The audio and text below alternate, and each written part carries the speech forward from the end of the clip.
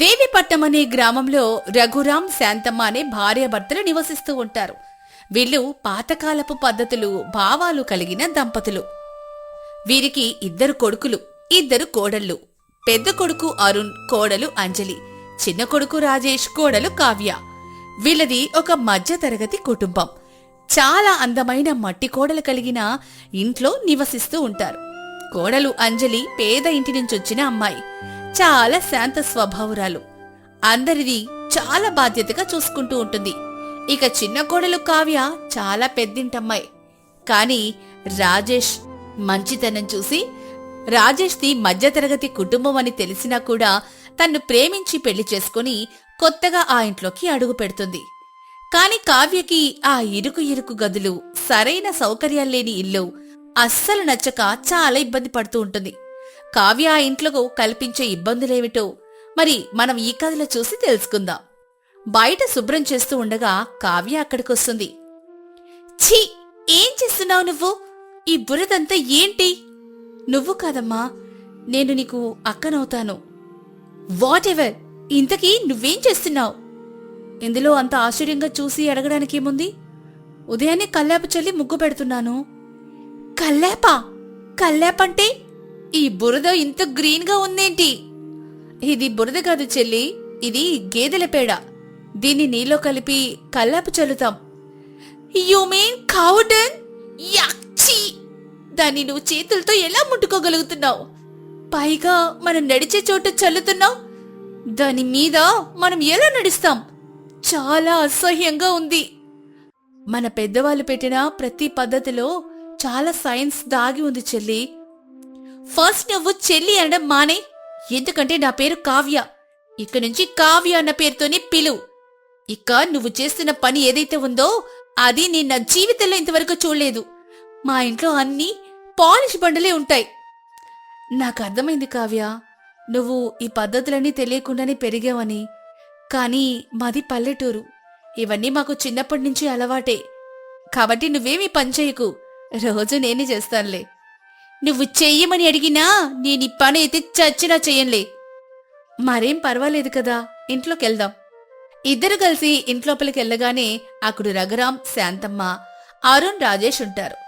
కోడలిద్దరూ అలా కలిసి లోపలికి రావడం చూసి శాంతమ్మ మురిసిపోతూ, చూశారా నా కోడలని? ఇద్దరు చాలా అందంగా మహాలక్ష్మిలా ఉన్నారు. చిన్న కోడలు కూడా అడుగు పెట్టిన తర్వాత ఈ ఇల్లు నిండితనంతో కనిపిస్తోంది. ఇద్దరూ బయట పని పూర్తి చేసుకుని వస్తున్నట్టున్నారు. మీ ఇద్దరు ఎప్పుడు ఇలాగే కలిసిమెలిసి ఉండాలమ్మా.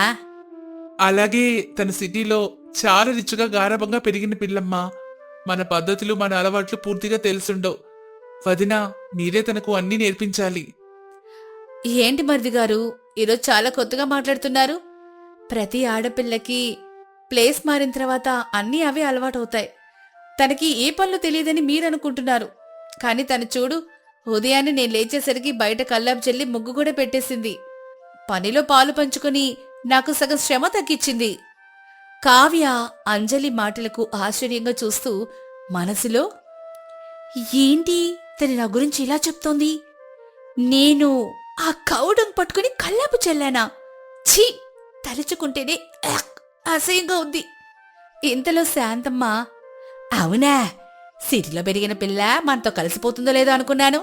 కాని ఇంటి పనులు చక్కగా చేస్తుందన్నమాట. అయితే ఇంకేమి, ఈరోజు శుక్రవారం, మన మట్టింటిని కూడా చక్కగా అలికి ఇద్దరు కలిసి ఇల్లంతా ముగ్గులెట్టండి. శాంతమ్మ ఆ మాటలు వినగానే కావ్య చాలా చిరాగ్గా, ఏం మాట్లాడుతున్నారు మీరందరూ? నేనింటిని అలికి ముగ్గులెట్టాలా? అసలు ఎలా కనిపిస్తున్నాను మీ కంటికి? నా రేంజ్ ఏంటో తెలుసా మీకు? నా ఇంట్లో నేను కాలు కదపకుండా పెరిగిన ఒక్కగానొక్క ఆడపిల్లని. చిటికేస్తే అన్నీ నా కాళ్ళ దగ్గరికి వచ్చి పడతాయి. అలాంటిది నేను మీకు చాకిరి చేసి పెట్టాలా? కావ్య మాటలకు అందరూ ఒక్కసారిగా ఆశ్చర్యపోతారు. చెల్లి, పెద్దవాళ్లతో అలా మాట్లాడకూడదమ్మా. ఓ హలో, నీకిందాకే చెప్పాను, చెల్లి తల్లి అని పిలవకొని. నా పేరు కావ్య.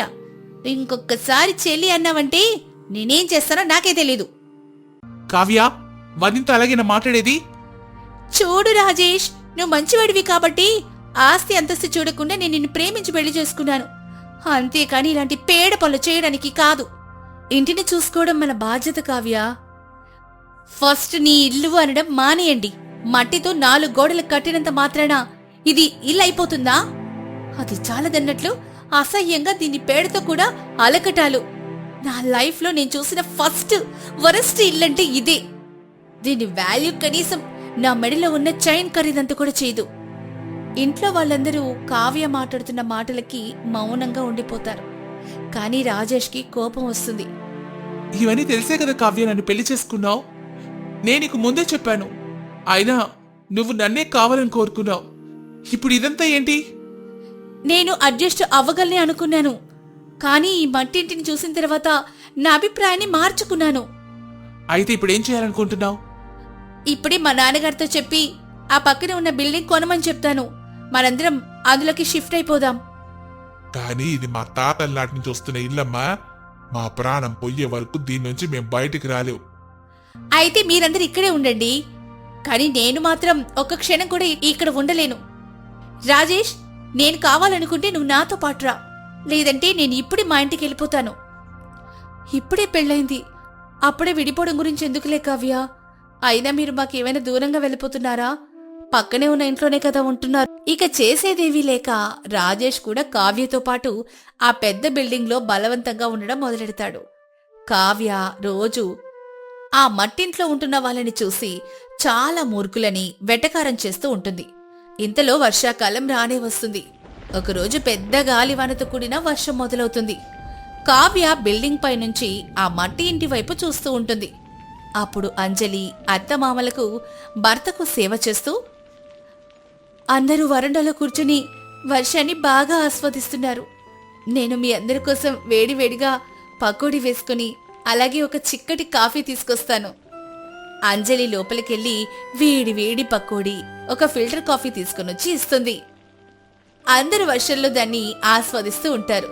అది చూస్తున్న కావ్య గర్వంతో రాజేష్తో, మీ వాళ్ళని చూసారా?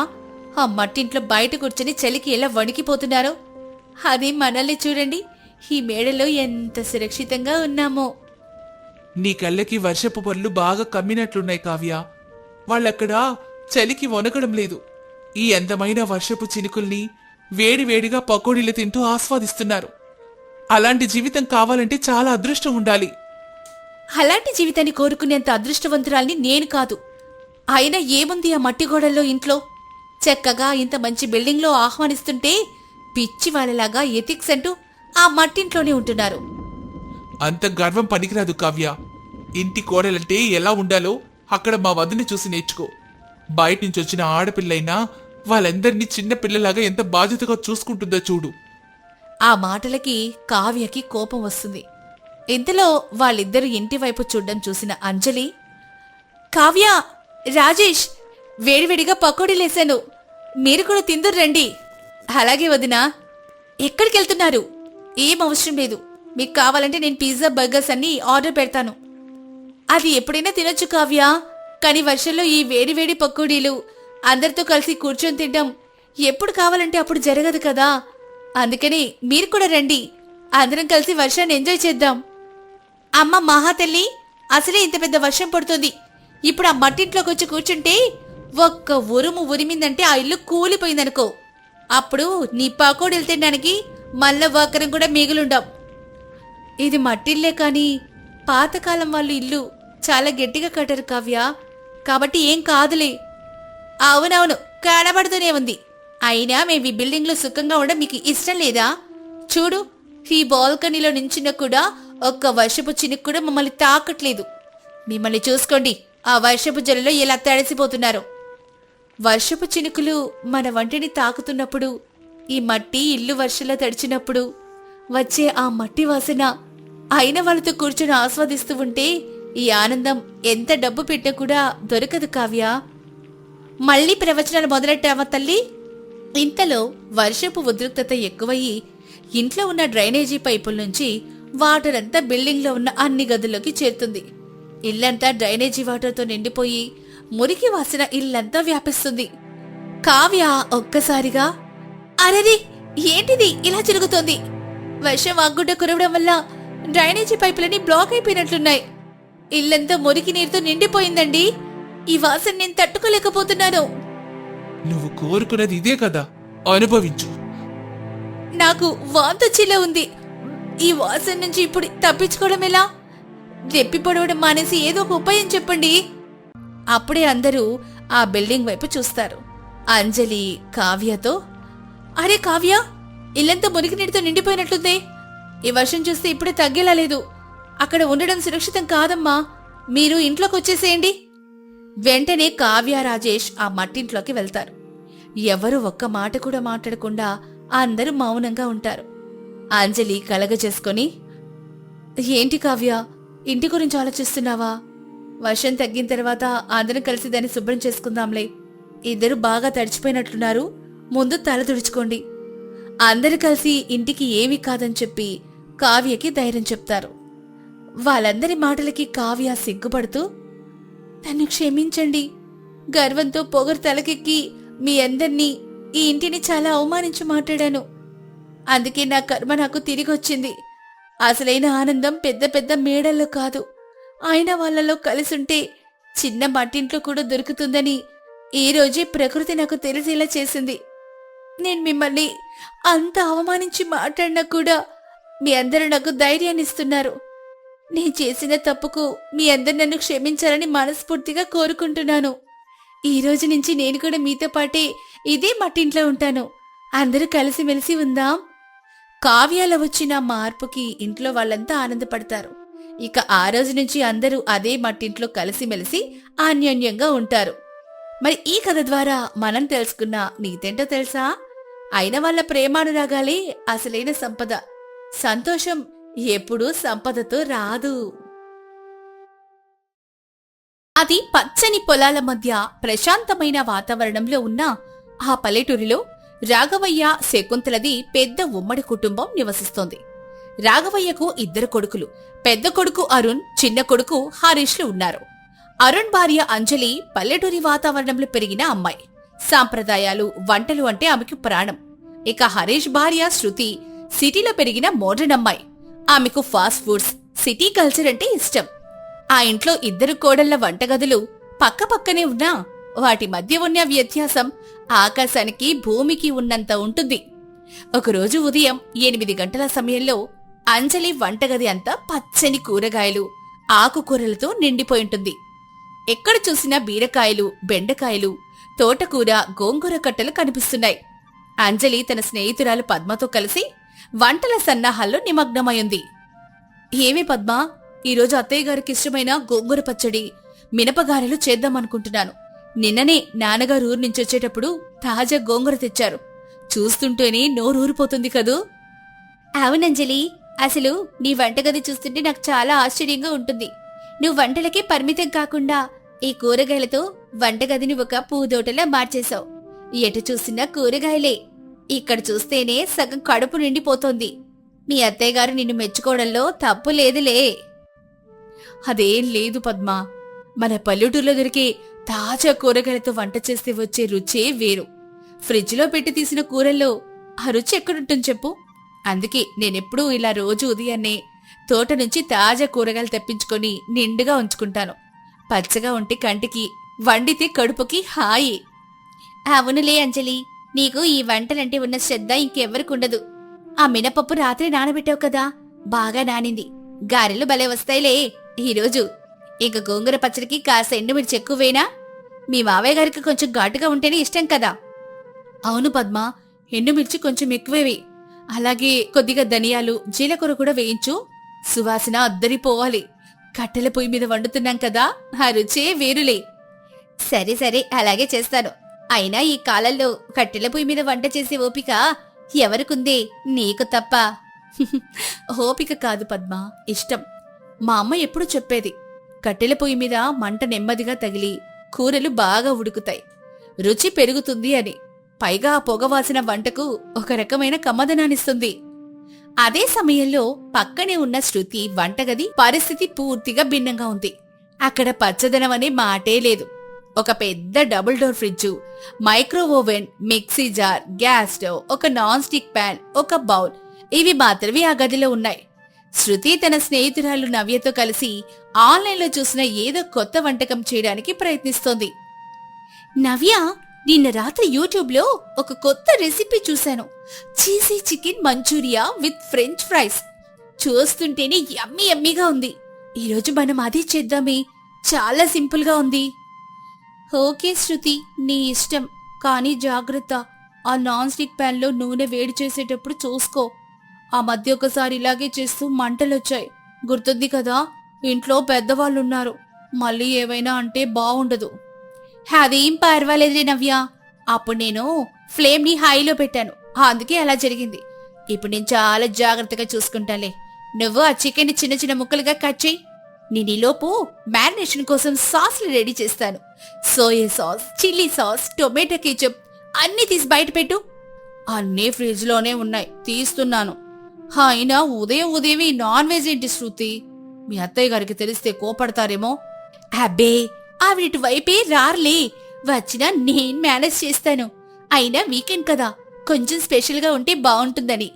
ఆ అంజలి అక్క ఎలాగో బోరింగ్ పప్పు పచ్చడి చేస్తుంది. మనం కాస్త స్పైసీగా లాగించేద్దాం. సరే, నీ ఇష్టం. ఈ ఫ్రెంచ్ ఫ్రైస్కి బంగాళదుంపలు కట్ చేయనా, లేక ఆ రెడీమేడ్ ప్యాకెట్ వాడదామా? రెడీమేడ్ ప్యాకెట్ వాడదామే, టైం సేవ్ అవుతుందిగా. ఆ ప్యాకెట్ ఫ్రీజర్లో ఉంది చూడు. అలా అనుకుంటూ ఉండగా అంజలి వంటగదిలో కట్టెల పొయ్యి మీద గోంగూర పచ్చడికి పోపేస్తోంది. ఆవాలు, జీలకర్ర, ఎండుమిర్చి వేగుతుంటే వచ్చే కమ్మని సువాసన గారెల పిండి వేగుతున్న వాసనతో కలిసి ఇల్లంతా వ్యాపించింది. ఆ కమ్మని వాసనకు ఆకర్షితురాలైన శకుంతల దేవుడి గదిలో నుంచి బయటకొచ్చి నేరుగా అంజలి వంటగది వైపు నడిచింది. ఆహా, ఏంటంజలి, ఈరోజు వంటగది గుమగుమలాడిపోతుందే. నాకైతే దేవుడి గదిలో ఉన్నా నోరూరిపోయిందమ్మా. ఏం చేస్తున్నావు తల్లి? అత్తయ్య గారు, దేవుడికి దండం అయిపోయిందా? మీకోసం అత్తయ్య గారు మీకు ఇష్టమని గోంగూర పచ్చడి, మినపగారెలు చేస్తున్నాను. నాన్నగారు నిన్న సాయంత్రం తాజా గోంగూర తెచ్చారు కదా, అందుకే ఉదయాన్నే మొదలు పెట్టేశాను. చాలా సంతోషమమ్మా. నీ చేతి వంట అంటే ఇంట్లో అందరికీ ఇష్టమే. అయినా అంజలిని వంటగది చూస్తుంటే నాకు మనసుకి ఎంతో హాయిగా ఉంటుంది తెలుసా. ఎక్కడ చూసినా పచ్చదనం. ఈ కూరగాయలు, ఆకుకూరలతో నీ వంటగది ఒక చిన్న వ్యవసాయ క్షేత్రాన్ని తలపిస్తోందమ్మా. నీ వంట రుచికి, ఈ వాతావరణానికి ఏది సాటి రా తల్లి. ఆ లక్ష్మీదేవి కళ అంతా ఇక్కడే ఉన్నట్టుంది. మీరలా అంటే నాకు చాలా సంతోషంగా ఉంది అత్తయ్య గారు. అంతా మీ ఆశీర్వాదం. ఈ పల్లెటూరి కూరగాయలతో వంట చేస్తుంటే ఆ మజయ్యే వేరు కదా. మీరెళ్ళి హాల్లో కూర్చోండి. అత్తయ్యగారు, నేను వేడివేడిగా గారెలు, పచ్చడి మీకోసం తీసుకొస్తాను. సరేనమ్మా. మీ మావయ్య గారు కూడా లేచారు, ఆయనకి కాఫీ ఇవ్వు ముందు. ఇదిగో అత్తయ్యగారు, కాఫీ రెడీగా ఉంది, మీరే తీసుకెళ్ళండి. అలా అంటూ అంజలి శకుంతలకి కాఫీ కప్పు ఇస్తుంది. శకుంతల కాఫీ కప్పు తీసుకుని రాఘవయ్యకిస్తుంది. అలా ఉండగా అంజలిని మెచ్చుకున్న తర్వాత శకుంతల అలాగే పక్కనున్న చిన్న కోడలి శృతి వంటగది వైపు వెళ్ళింది. అక్కడికెళ్లగానే ఆమెకి ఏదో ఘాటైన అపరిచితమైన వాసన ముక్కు పుటాలను తాకింది. శకుంతల ముఖం చిట్లిపోయింది. ఏంటమ్మా శృతి, ఇదేం వాసనే? ఇల్లంతా ఏదో వాసనతో నిండిపోయింది. ఉదయం పూట దేవుడికి దండం పెట్టుకున్న సమయంలో ఈ నాన్ వెజ్ వాసనేంటి? ఏం వండుతున్నావు అక్కడ?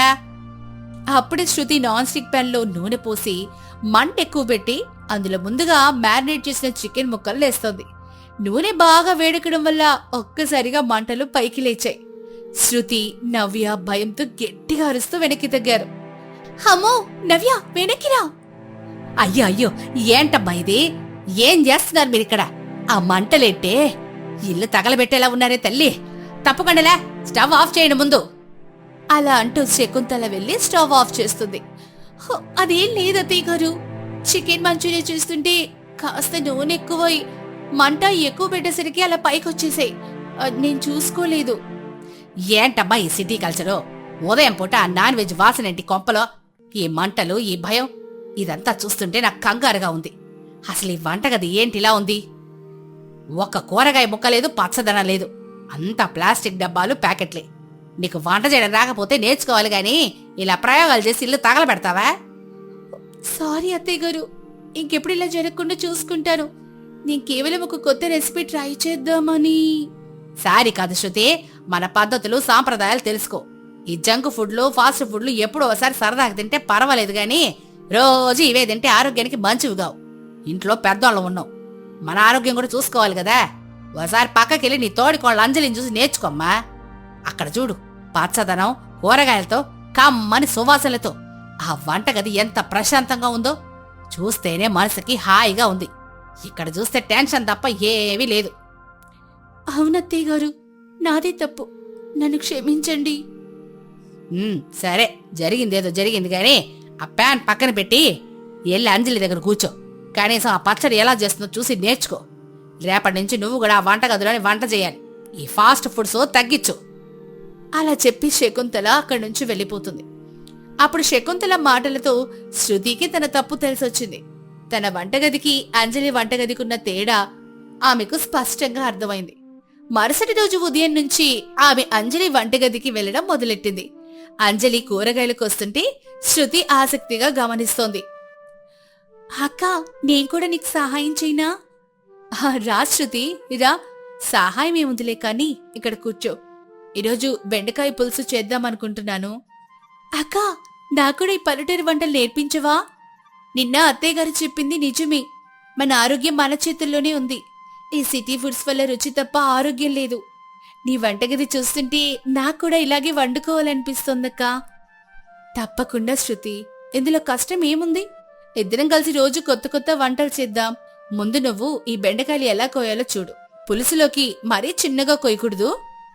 ఆ రోజు నుంచి శృతి సిటీ కల్చర్ను నెమ్మదిగా పక్కన పెట్టి అంజలితో కలిసి పల్లెటూరి వంటలు చేయడం ప్రారంభించింది. ప్రతిరోజు ఉదయం అంజలి, శృతి ఇద్దరు కలిసి వంటగదిలో సందడి చేసేవారు. శృతికి అంజలి ఎంతో ఓపిగ్గా వంటలు నేర్పించింది. అక్కా, నిన్న నువ్వు చేసిన బీరకాయ పచ్చడి భలే ఉంది. మా ఆయనైతే లొట్టలేసుకుంటూ తిన్నాడు. ఇంత సింపుల్ గా ఇంత రుచిగా ఉంటుందని నాకు తెలియనే తెలియదక్కా. సిటీలో మేము ఎక్కువగా మసాలా కర్రీలే తినేవాళ్ళం. అంతే శృతి, మన పల్లెటూరి కూరగాయలో ఉన్న రుచే వేరు. వాటిని సరైన పద్ధతిలో కాస్త ప్రేమ రంగరించి వండితే అద్భుతంగా ఉంటాయి. ఈరోజు మనం గుత్తొంకాయ కూర చేద్దామా? నీకిష్టమేగా? ఓ, నాకు చాలా ఇష్టమక్కా. నేను మసాలా దంచుతానండు.